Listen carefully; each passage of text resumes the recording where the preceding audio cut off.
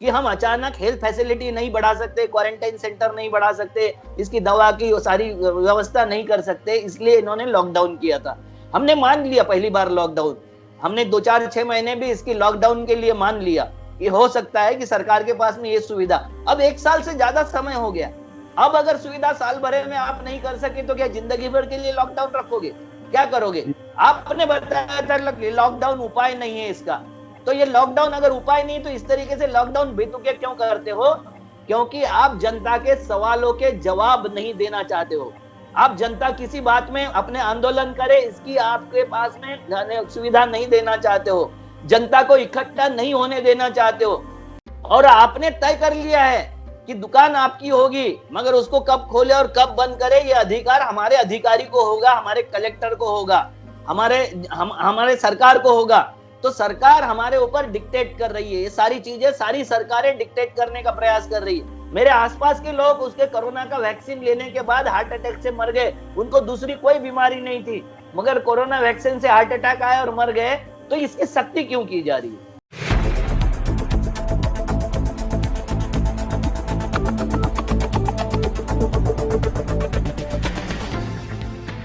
Hello, नमस्कार, आदाब, सत श्री अकाल और अस्सलाम वालेकुम। मैं हूं मोहम्मद अहमद काज़मी, लेकर आया हूं आपका पसंदीदा कार्यक्रम आपके रूबरू। इस कार्यक्रम में हम आपको जानकार लोगों से, बड़े लोगों से मिलवाते हैं और जो देश की बड़ी घटनाएं हैं उस पर बात करते हैं और कुछ खास वो पहलू जो आम तौर पर आपको मीडिया के दूसरे माध्यमों से नहीं मिलते उन तक पहुंचने की कोशिश करते हैं। अभी हाल ही में इस वक्त देश के 5 राज्यों में इलेक्शन का माहौल है। कुछ जगहों पर इलेक्शन पूरे हो चुके हैं, कुछ जगहों पर अभी बाकी हैं। इसके साथ-साथ देश में किसान आंदोलन चल रहा है।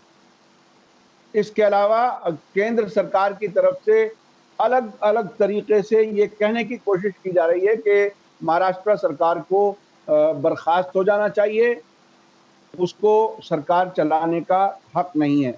इसके अलावा लॉकडाउन एक ऐसा इश्यू है जो हमारे आपकी ज़िंदगी से जुड़ा हुआ है और लॉकडाउन की जो शर्तें सरकार बता रही है, वो भी बड़ी दिलचस्प हैं। जहाँ इलेक्शन होते हैं, वहाँ लॉकडाउन नहीं होता, जहाँ इलेक्शन नहीं होते, वहाँ लॉकडाउन होता है। दिन में नहीं है, रात में है, क्या कुछ है, सरकार क्या कुछ समझ पा रही है, नहीं समझ पा रही, इंटेंशन से हो रहा है, गलती से हो रहा है, नहीं मालूम। इस सब पर बात करने के लिए मेरे साथ आज खास मेहमान हैं अविनाश काकड़े जी, जो अध्यक्ष हैं किसान सेवा संघ के, नागपुर में रहते हैं और गांधीवादी विचारधारा के लिए जाने जाते हैं। अविनाश काकड़े जी, आपका वेलकम है। मीडिया स्टार वर्ल्ड के लिए आपने समय दिया। नमस्कार। आप बताइए कि आखिर ये किसानों का जो आंदोलन देश भर में कई महीने से चल रहा है, इलेक्शन में मुद्दा क्यों नहीं बन पाया? इलेक्शन में क्यों उस पर जो डिस्कशन, जो डिबेट होना चाहिए था, वो नहीं हो सका? क्या इसमें विपक्षी दल भी नाकाम रहे हैं? आप इसको कैसे देख रहे हैं? देखो, मोदी जी तो नहीं बनाएंगे मुद्दा। अगर किसान कानून बहुत अच्छा होता तो मोदी जी किसान कानून के नाम से वोट मांगते, जैसे 370 के नाम से वोट मांगते हैं, 3 तलाक के नाम से वोट मांगते हैं, एनआरसी के नाम से भी वोट नहीं मांगा उन्होंने, क्योंकि जो फेल्यूअर स्कीम है, नोटबंदी के नाम से भी वोट नहीं मांगा उन्होंने, क्योंकि जो जो फेल्यूअर है उसके नाम से वोट नहीं मांगा। सवाल मोदी जी का नहीं है, सवाल है बाकी विपक्षी दलों ने भी किसानों का मुद्दा क्यों नहीं बनाया, क्योंकि किसान अपने मुद्दे पर कभी वोट नहीं देता। किसान ने कभी अपने बीज, खाद, फसल, दाम ये इस सब के लिए वोट दिया क्या? किसानों को भी आत्मनिरीक्षण करने की जरूरत है कि हमने वोट नहीं दिया। दूसरी, विरोधी पार्टियों के भी एजेंडे में किसान नहीं है। कितनी बड़ी-बड़ी पार्टियां हैं, उनके पास में अपना किसान तक नहीं है और उनका किसानों की कोई आवाज नहीं है। कहते हैं कि कहने के लिए कोई कुछ भी कह दे, मगर सच्चाई ये है कि इस देश में किसान निग्लेक्टेड है, किसान किसी की प्रायोरिटी में नहीं है। और दूसरी बात है कि ये जो कानून आए, किसानों के तीनों कानून है, इसमें जो दूसरे नंबर का कानून है जिसमें कॉन्ट्रैक्ट फार्मिंग होती है, कॉन्ट्रैक्ट फार्मिंग में कोर्ट में जाने में पाबंदी है, तो ये सब कहाँ जाएंगे? तहसीलदार, एसडी और कलेक्टर के पास जाएंगे। तो ये इतनी बड़ी मशीनरी है कि वो प्रचार कर रहे, सरकारी लोग प्रचार कर रहे। महाराष्ट्र की सरकार विरोध करती है, मगर महाराष्ट्र सरकार के एग्रीकल्चर अफसर, रेवेन्यू के सारे अफसर प्रचार कर रहे कि किसान कानून बहुत बढ़िया है। और ये अफसरों में और इनके इसमें जो घुसे हुए संघी है, वो उनको रोटेट करते हैं। आपने अभी देखा होगा कि संघी घुस के किस तरीके से करते हैं। आपने एंटोलिया प्रकरण देखा होगा, वो अनिल अंबानी के, मुकेश अंबानी के यहाँ पर। मुझे इस बात का कोई जवाब नहीं देगा, ना एनआईए देगी ना सीबीआई देगा, कि एंटोली के बाहर वो विस्फोटक थे, वो रखे क्यों थे। उसका कारण मिल जाए तो सारा खुद गुत्थी खुल जाएगी, मगर उसका कारण कोई नहीं बताएगा।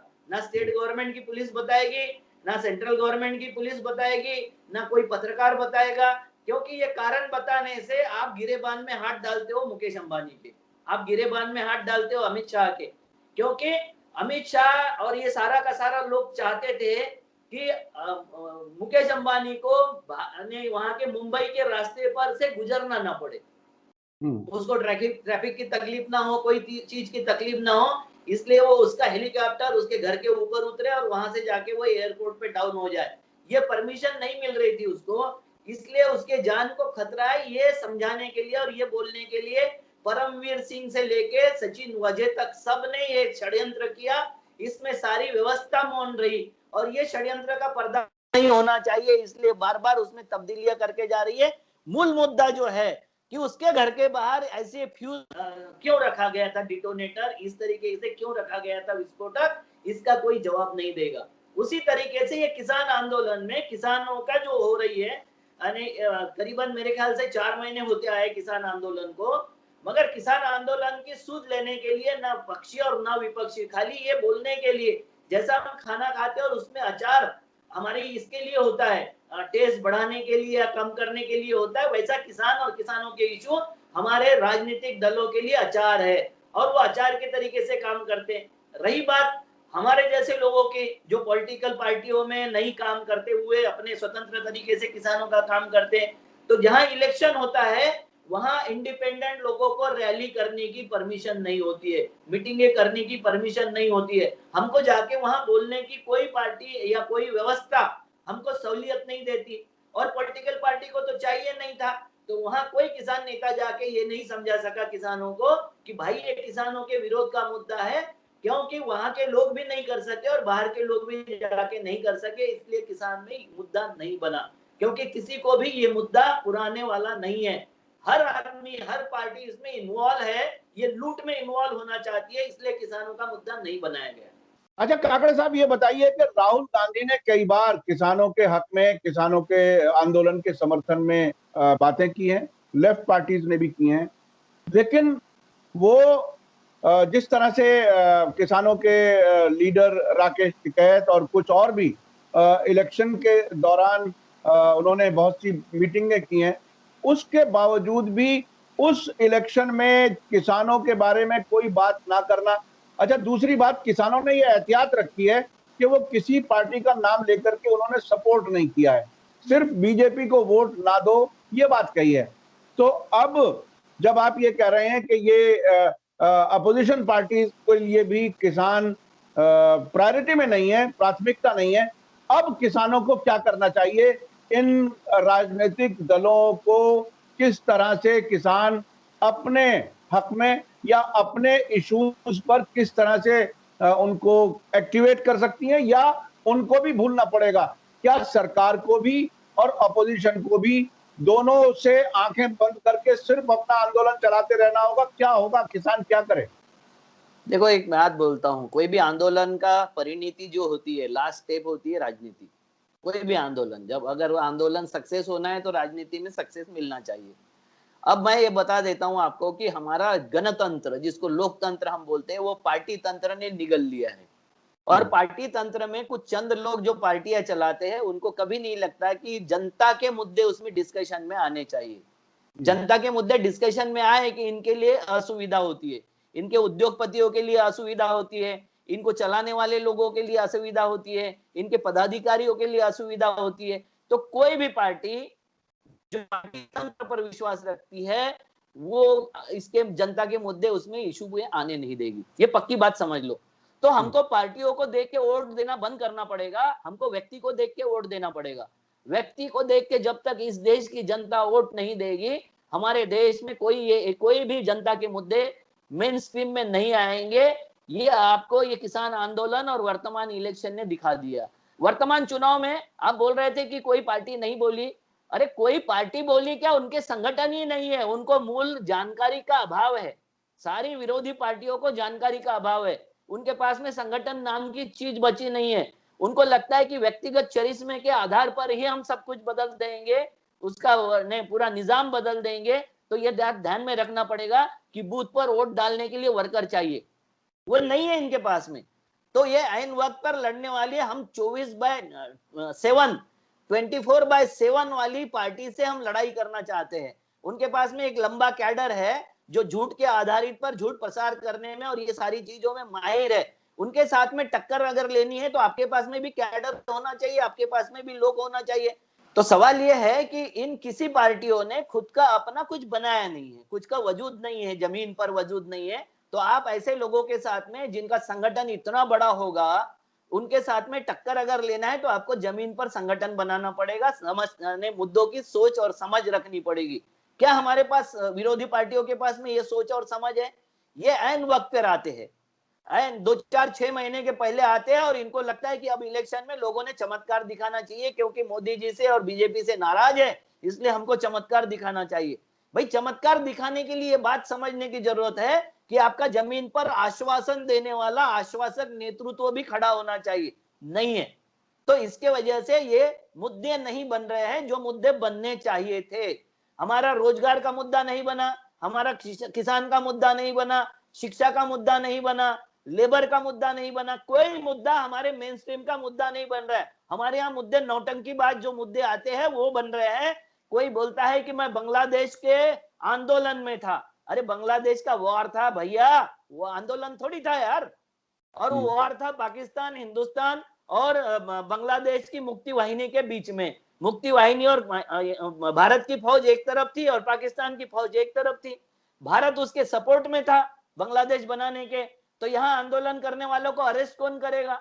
तो ये झूठे मुद्दे वहां बन रहे थे, मौकरी कर रहे थे हमारे प्रधानमंत्री नहीं होते तो मुझे कोई आपत्ति नहीं है, नरेंद्र मोदी मौकरी करे, कपिल शर्मा के शो में चले जाए, मुझे कोई आपत्ति नहीं है। मगर इस देश का प्रधानमंत्री अगर मौकरी करता है, दीदी नाम से मौकरी करता है, बंगाल नाम से मौकरी करता है, तो ये हमारे लिए बहुत ही शर्म की बात है, इस देश के लिए शर्म की बात है कि इस तरीके से हमारे राजनीतिक डिस्कोर्स चल रहा है। अच्छा, एक बात जो आपने कही मेरे ख्याल से आपसे पहले मीडिया में कभी नहीं आई, ये जो अंबानी के घर के सामने जो कार में एक्सप्लोजिव मिला, उसको आप कह रहे हैं कि अंबानी जी को हेलीकॉप्टर उड़ाने की इजाजत शायद अब तक नहीं मिली थी, तो वो इजाजत देने का एक इंतजाम था।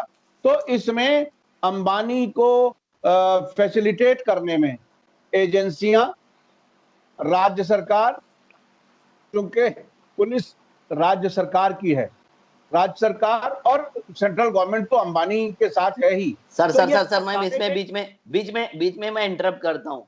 हाँ। हमारी कोई पुलिस, कोई प्रशासन किसी राज्य सरकार के तरीके से नहीं चलता है। आपको पता होगा कि जहां सीएम का मकान है बांद्रा में, वहां पर हजारों की भीड़ 4 घंटे में इकट्ठा हुई थी।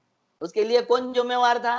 प्रशासन जिम्मेवार था। यही परमवीर सिंह जैसे जो है वहां बैठे हुए हाफ पैंट निकरधारी, जो जिनके फुल पैंट के अंदर उन्होंने निकर पहनी हुई है और जो हिंदू राष्ट्र बनाना चाहते, ऐसे लोग जो प्रशासन में बैठे हैं, उसको फाइंड आउट किए बिना प्रशासन आपका नहीं है, ना कोर्ट आपके है, ना प्रशासन आपका है। इन्होंने 40-50 साल से जो तैयारी की है उसकी वजह से ये सब चीज हुई है।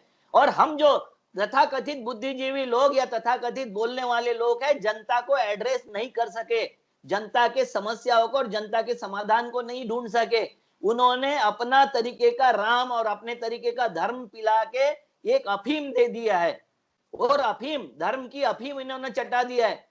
वो जो बोले थे, कार्ल मार्क्स भी बोले थे कि धर्म ये अफीम है, मगर उसके बाद में दूसरा वाक्य था कि अंधे के हाथ की लाठी भी है।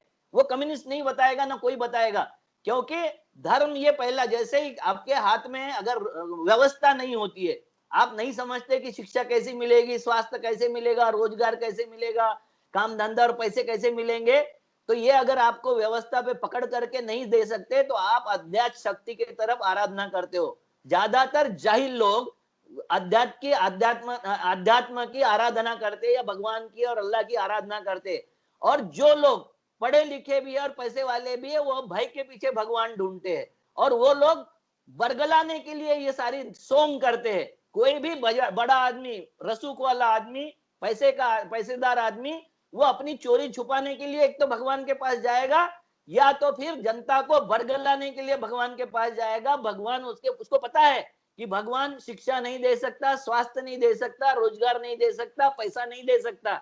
भगवान मन की शांति के नाम की चीज होती है।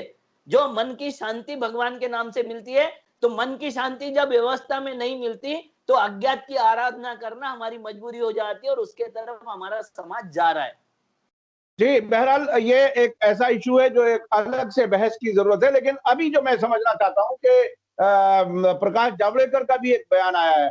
जब पूरा प्रशासन एक तरह से सिस्टम पहले ही सेंट्रल गवर्नमेंट के इशारों पर काम कर रहा है, महाराष्ट्र में भी, तो क्या फिर भी वो सरकार बदल के खत्म करके अपनी सरकार लाना चाहते हैं?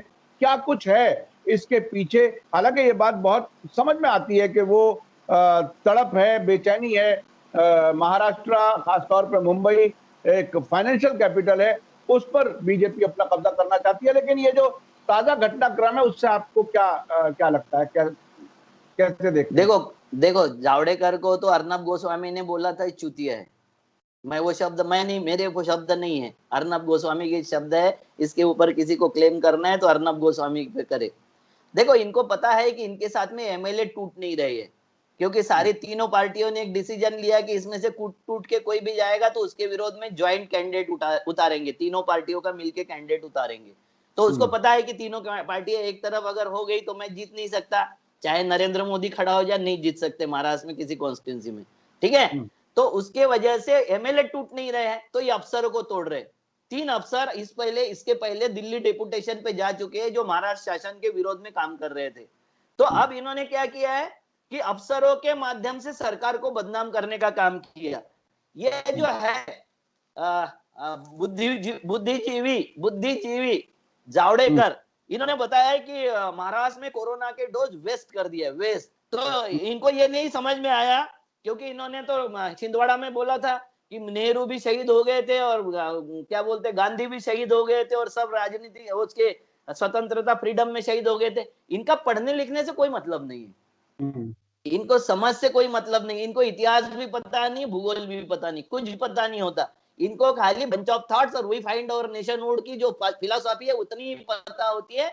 इनको डिवीजन का बहुत अच्छे से पता होता है। इनके इलेक्शन के मुद्दे बिल्कुल तय होते हैं कि हिंदू मुसलमान मुद्दा है, भारत पाकिस्तान मुद्दा है, राम और रहीम का, या तो फिर बाबरी मस्जिद का मुद्दा है। इनके लिए मुद्दे फिक्स है, या तो फिर लव जिहाद आएगा, फिर हिंदू मुसलमान आएगा, इनके मुद्दे फिक्स है। इसके बाद में अगर इनको बोलने को बोला जाए तो ये कहेंगे कि लड़कियों ने यहाँ ऐसे कपड़े फाड़ के नहीं पहनना चाहिए, कमर नहीं दिखानी चाहिए, ये नहीं होना चाहिए, वो नहीं होना चाहिए, ये नहीं खाना चाहिए, ये नहीं पीना चाहिए। ये ज्ञान पेलते रहेंगे, इस तरीके से ज्ञान पेलते रहेंगे, जो अपने घर में ही अमल में नहीं ला सकते, ऐसे ज्ञान पेलेंगे। तो जावड़ेकर ने जो बताया था कि कोरोना के वैक्सीन महाराष्ट्र ने जाया किया, अब मैं आपको फिगर बता देता हूं कि कौन से राज्य में कितनी वैक्सीन वेस्ट हो गई। तो तेलंगाना में 17.5% वैक्सीन वेस्ट हो गई, आंध्र प्रदेश में 11.5, उत्तर प्रदेश में 9.4, कर्नाटक में 6.9, जम्मू कश्मीर में 6.5, राजस्थान में 5.6, आसाम में 5.5, गुजरात में 5.3, बंगाल में 4.1 और महाराष्ट्र में 3.2। और उसके वजह से हम हैंडल नहीं कर सक रहे। हमारे यहाँ जो कोरोना की वैक्सीन आई, 12 करोड़ जनसंख्या हमारे पास में, और वैक्सीन कितनी आई तो 6 करोड़ जनसंख्या वाले गुजरात के बराबरी में। क्यों भाई?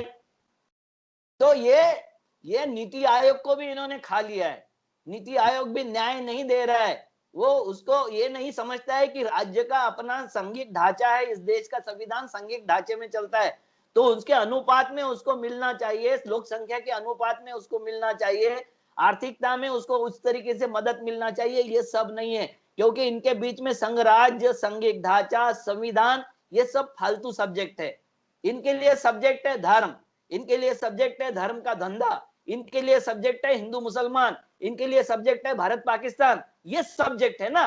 तो किसान कहाँ आता है इसमें? और बाकी लोग कहाँ आते हैं और बेरोजगार कहाँ से आते हैं और ये सारा इंडस्ट्रियल ये सब कहाँ से आता है? नहीं आता है। गलत लोगों से गलत अपेक्षा नहीं करना चाहिए। जैसे मैं बार बार बोलता हूं कि कल तक जो क्रिमिनल था आज जिता देते हो उसको और कल से बोलते हो कि वो ये बन जाए एकदम दानवीर और न्यायप्रिय आदमी बन जाए, तो ये चमत्कार रात भरे में नहीं होते। आपको लोग ढूंढना पड़ेगा। क्रिमिनल को ढूंढ के अच्छाई की आप अपेक्षा नहीं कर सकते हो। तो तड़ीपार क्रिमिनल था, इनके ऊपर कितनी सारी केसेस थी, हद पार था, तो उससे आप न्याय की अपेक्षा कैसी करोगे? वो खुद कोरोना का ये नहीं पहन रहा है और रैलियां कर रहा है, वो वहां मिलने गया था। आप बताइए, हर वक्त जब भी हमारे इलेक्शन होते हैं, मेजर इलेक्शन, उस वक्त हमारे सोल्जर कैसे मारे जाते हैं। बिल्कुल। अभी भी इलेक्शन चल रहे हैं और हमारे वहां सोल्जर मारे गए छत्तीसगढ़ में। ये कैसे होता है? ये कोई चमत्कार है या ये इतना बड़ा संयोग है? क्या है? इसको कौन ढूंढेगा? सरकार तो ढूंढेगी नहीं। वो एनआईए में गांजा ढूंढेगी, एनआईए में 100 करोड़ रुपए लोगों को ढूंढेगी। आप बताओ मुझे कि 100 करोड़ दिया, ये कहने वाला अफसर एक स्टेटमेंट देता है और हाईकोर्ट उसमें डिसीजन देता है कि हाँ इसकी इंक्वायरी होनी चाहिए। वो येदुरप्पा बाप है साले तुम्हारा कि जिसके ऊपर सारे चार्जेस लगे, हाईकोर्ट ने बोला और उसके बाद में उसको सुप्रीम कोर्ट जाते तक तुमने बैठे रहने दिया। कौन है? तो ये सब अच्छा, जो ये बहरहाल बहुत ही चुभते हुए सवालात हैं कि आखिर जब इलेक्शन होते हैं तभी हमारे फौजी क्यों मारे जाते हैं। कई बार हो चुका है, कई बार इस पर लोगों ने पुलवामा के बारे में भी ये बात कही। अब भी कई ऐसे मौके हो चुके हैं, चाइना के साथ जो कुछ हुआ वहां भी हमारे बिहार इलेक्शन के वक्त हुआ था वो चाइना के साथ, जी और चाइना वहां चाइना बिहार बटालियन थी, बिहार बटालियन थी वहां। जी जी, वहां भी बिहार बटालियन बताई गई थी। अच्छा, अभी जो एक ताजा एक और इशू है वो बहुत ही हर इंसान की जिंदगी से जुड़ा हुआ है और वो है कोरोना दोबारा आने की बात है और उसके साथ लॉकडाउन। अलग अलग किस्म की बातें अलग अलग राज्यों में हो रही हैं। कहीं रात में कर्फ्यू की बात हो रही है और उसमें बड़ी सख्ती की जा रही है। उसके अलावा सैटरडे संडे, यानी बिल्कुल ऐसा लग रहा है कि कोरोना को ये बीमारी है। एक तरफ ये कहा जाता है कि हमारे कंट्रोल से बाहर है, दूसरे टाइमिंग आपके अपनी चॉइस से होती है कि आप खुद ही तय कर लेते हैं कि किस टाइम कोरोना फैलेगा और किस टाइम नहीं फैलेगा। आप इसको कैसे देख रहे हैं? देखो, मैं तो इस तरीके से देखता हूं कि हमने 18 दिन में युद्ध जीता था महाभारत का। 21 दिन में कोरोना जीत जाएंगे, कोरोना से युद्ध जीत जाएंगे, यहाँ से शुरुआत हुई हमारी। हाँ, फिर हाँ, ताली बजाओ जिससे कोरोना मरने वाला था। आपकी ताली बजाने से इम्यूनिटी सिस्टम डेवलप होनी थी, थाली बजाने से और दीप जलाने से आपका कोरोना वायरस मरने वाला था। वैसे ही वो संडे और सैटरडे कोरोना वायरस छुट्टी पर रहता है। वो उस दिन बहुत ज्यादा घूमता है। 5 दिन वो छुट्टी पर रहता है, 2 दिन बहुत ज्यादा एक्टिव रहता है। दिन में वो छुट्टी पर रहता है, रात में बहुत ज्यादा एक्टिव हो जाता है। स्कूल कॉलेजों में वो बहुत ज्यादा एक्टिव है, मगर रैलियों में नहीं है। क्योंकि रैली में 18 साल के ऊपर के लोग चलते हैं ना, वोटिंग करने के लिए आपको राइट चाहिए 18 साल के ऊपर के लोगों का। तो 18 साल के नीचे वाले पढ़ते हैं, तो वहां उनको रैली में जरूरत नहीं है, तो कोरोना वहां घूमता है। कोरोना वहां घूमता ही नहीं है, रैलियों में घूमता नहीं, राजनीतिक सारे मंचों पर घूमता नहीं हो कोरोना। तो ये कोरोना का जो नाटक है, इन्होंने कोरोना का लॉकडाउन इसलिए लगाए थे कि अचानक कोरोना बढ़ जाएगा हमारे देश में। उस वक्त कोरोना की रोगियों की संख्या 5 से 10 हजार के बीच में थी, मगर वो संख्या बढ़ते तक डोनाल्ड ट्रम्प हमारे यहाँ आता रहा, हमारे यहाँ मध्य प्रदेश की गवर्नमेंट का रिशफल होता रहा। उस वक्त तक हमने कोई प्रिकॉशन नहीं लिए और हमने किसी इलेक्शन में, बिहार इलेक्शन हो या कोई सी इलेक्शन में, हमने प्रिकॉशन नहीं लिए। मगर ये लॉकडाउन हमने इसलिए लगाया था कि लॉकडाउन हम लगा के हमको सांस लेने की जगह चाहिए थी सरकार को, कि हम अचानक हेल्थ फैसिलिटी नहीं बढ़ा सकते, क्वारंटाइन सेंटर नहीं बढ़ा सकते, इसकी दवा की सारी व्यवस्था नहीं कर सकते, इसलिए इन्होंने लॉकडाउन किया था। हमने मान लिया पहली बार लॉकडाउन, हमने 2 4 6 महीने भी इसकी लॉकडाउन के लिए मान लिया। ये हो सकता है कि सरकार के पास में ये सुविधा, अब 1 साल से ज्यादा समय हो गया। अब अगर सुविधा साल भर में आप नहीं कर सके तो क्या जिंदगी भर के लिए लॉकडाउन रखोगे? क्या करोगे? आपने बताया था लॉकडाउन उपाय नहीं है इसका, तो ये लॉकडाउन अगर उपाय नहीं तो इस तरीके से लॉकडाउन बेतुके क्यों करते हो? क्योंकि आप जनता के सवालों के जवाब नहीं देना चाहते हो। आप जनता किसी बात में अपने आंदोलन करे, इसकी आपके पास में सुविधा नहीं देना चाहते हो, जनता को इकट्ठा नहीं होने देना चाहते हो। और आपने तय कर लिया है कि दुकान आपकी होगी, मगर उसको कब खोले और कब बंद करे ये अधिकार हमारे अधिकारी को होगा, हमारे कलेक्टर को होगा। हमारे सरकार को होगा। तो सरकार हमारे ऊपर डिक्टेट कर रही है, ये सारी चीजें सारी सरकारें डिक्टेट करने का प्रयास कर रही है। जो बताया जा रहा है कि स्ट्रेन बढ़ते जा रहे हैं, उसका मोटिवेशन होता मुटेड होते जा रहा है हमारा सारा कोरोना। तो एक साइंटिस्ट ने बताया, जो साइंटिस्ट फ्रांस का है, फ्रेंच में बोला है वो ये बोलता है कि अभी तक 4 से 4,500 स्ट्रेन आ चुके हैं कोरोना के। और ये कौन से स्ट्रेन का आपने वैक्सीन बनाया, वो स्ट्रेन को वो चलेगा नहीं। वो कहता है कि वायरस आपके बीच में अगर आपको ये दे दिया, एंटीडोज दे दिया, तो वो बहुत बुरी तरीके से और वो ज्यादा शक्तिशाली होके नया जो कोरोना आता है वायरस, वो ज्यादा शक्तिशाली होके आता है। 5% लोगों में उसकी गांठें बन रही है, जो वायरस लेने के बाद ब्लड के क्लॉट बन रहे हैं। मैं बोल रहा हूं कि 1,35,000 लोगों को, 135 करोड़ लोगों को, कितने लोगों को ये कोरोना, तो 1.5 करोड़ लोगों को कोरोना हुआ है। ये बात सच्चाई है। तो बाकी के लोग नहीं बचे। तो अब 1.5 करोड़ लोगों में आपको जो कोरोना हुआ है उसमें से 5% लोगों को अगर वैक्सीन के वजह से क्लॉट होती है और हार्ट अटैक से मरता है। मेरे आसपास के लोग उसके कोरोना का वैक्सीन लेने के बाद हार्ट अटैक से मर गए, उनको दूसरी कोई बीमारी नहीं थी, मगर कोरोना वैक्सीन से हार्ट अटैक आया और मर गए। तो इसकी सख्ती क्यों की जा रही है?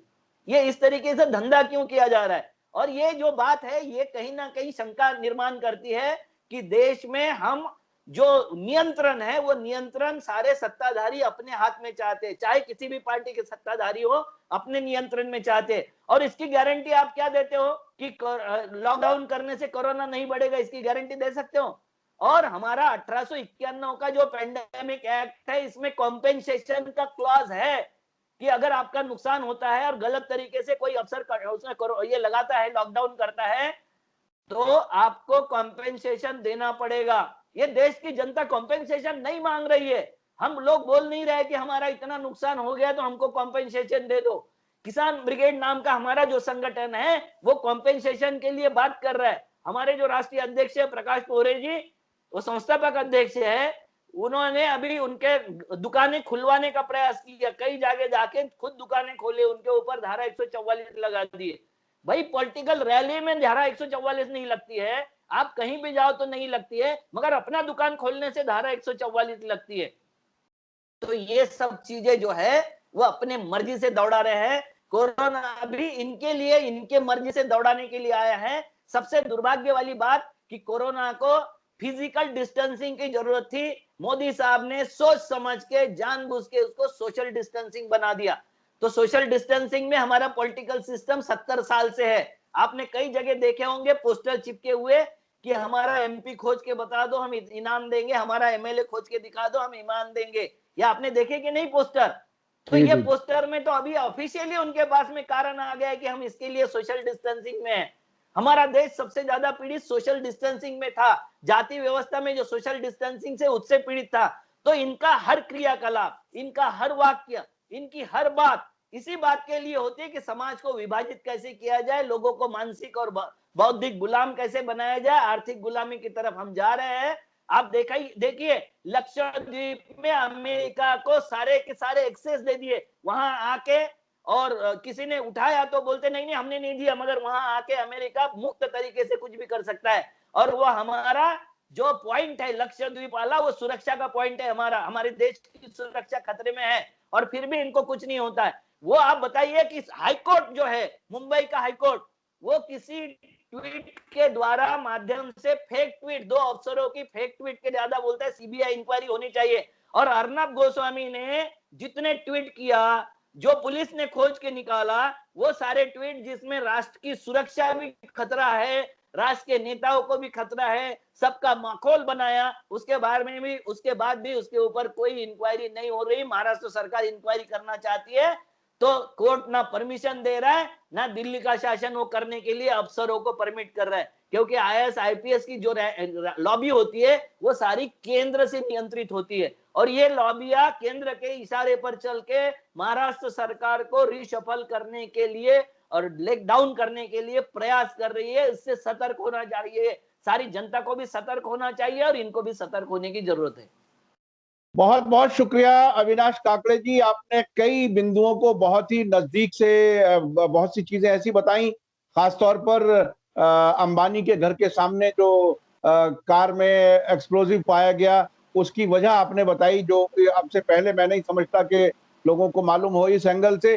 दूसरे आपने सोशल डिस्टेंसिंग के जो मीनिंग बताए और उसका असर होता हुआ नजर आया कि लोकतंत्र इतना तो रहा कि आप वोट डालें, लेकिन ये नुमाइंदा जो आपने चुना है वो आपका काम करे, आपसे मिले, उससे दूर रखने का भी इंतजाम किया गया है। इसके अलावा अमेरिका की तरफ से जो वो जंगी बेड़ा आया, उसके लिए आप कहते हैं भारत सरकार ने उन्हें जगह दी है या अलाउ किया है। हालांकि अखबारात की कुछ इस तरह की रिपोर्टें आ रही हैं कि बगैर भारत सरकार की इजाजत के अमेरिका ने ये अपना जंगी बेड़ा भेज दिया, जो अभी समझ नहीं आ रही है बात, ये सिर्फ एक बयान की हद तक है। इसके अलावा जो बातें आपने कही, महाराष्ट्र सरकार वो अपना सिस्टम भी अपने हाथों में नहीं चला पा रही, पुलिस की आईपीएस आईएएस लॉबी जो है वो सेंट्रल गवर्नमेंट के तहत एक तरह से उनके इन्फ्लुएंस में काम कर रही है। ये भी एक बहरहाल बहुत बड़ी कमजोरी है जनतंत्र की, लोकतंत्र की।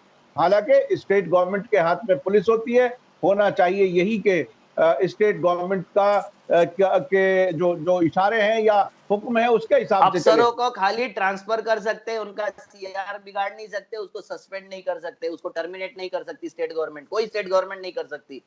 तो उसका सारा नियंत्रण केंद्र में होता है। जी जी, ये आपने बहुत ही अहम बात बताई। बहुत बहुत शुक्रिया अविनाश काकड़े जी, आपने मीडिया स्टार वर्ल्ड को वक्त दिया।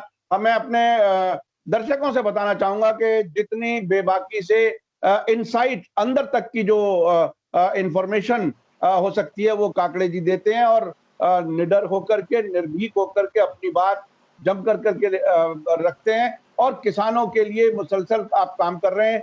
कंपनसेशन की बात जो आपने कही कि किसान सेवा संघ लॉकडाउन के कंपनसेशन की बात कर रही है, वो बहुत ही अहम है। अमेरिका में, कुछ दूसरे मुल्कों में कंपनसेशन मिल रहा है, यहाँ अभी कंपनसेशन की बात नहीं है, अपनी जान बचाने के ही ये लाले पड़े हुए हैं। तकरीबन ऐसी हालत हो गई है कि सड़क पे चलना दूभर हो रहा है। ये डर लगता है कि कहीं 1 मिनट में कोई भी रोकेगा और 2000 रुपए का चालान काट देगा, उससे डरा हुआ है आदमी। थोड़ा सा इंटरप्ट करता हूँ कि अभी पहले आंदोलन होते थे, सरकार से अपेक्षा, सरकार से रोटी मांगो, रोजी मांगो, ये मांगो, उसके लिए आंदोलन होते थे।